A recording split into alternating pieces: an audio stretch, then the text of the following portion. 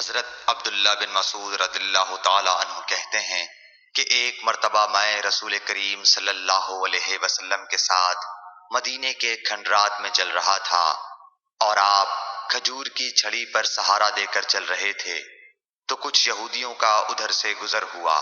ان میں سے ایک نے دوسرے سے کہا کہ آپ سے روح کے بارے میں کچھ پوچھو۔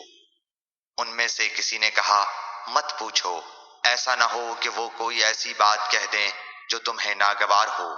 مگر ان میں سے بعض نے کہا کہ ہم ضرور پوچھیں گے۔ پھر ایک شخص نے کھڑے ہو کر کہا اے ابو القاسم، روح کیا چیز ہے؟ آپ نے خاموشی اختیار فرمائی۔ میں نے دل میں کہا کہ آپ پر وحی آ رہی ہے، اس لیے میں کھڑا ہو گیا۔ جب آپ صلی اللہ علیہ وسلم سے وہ کیفیت دور ہو گئی تو آپ صلی اللہ علیہ وسلم نے قرآن کی یہ آیت جو اس وقت نازل ہوئی تھی تلاوت فرمائی۔ اے نبی، تم سے یہ لوگ روح کے بارے میں پوچھ رہے ہیں، کہہ دو کہ روح میرے رب کے حکم سے ہے، اور تمہیں علم کا بہت تھوڑا حصہ دیا گیا ہے، اس لیے تم روح کی حقیقت نہیں سمجھ سکتے۔ صحیح بخاری حدیث نمبر 125۔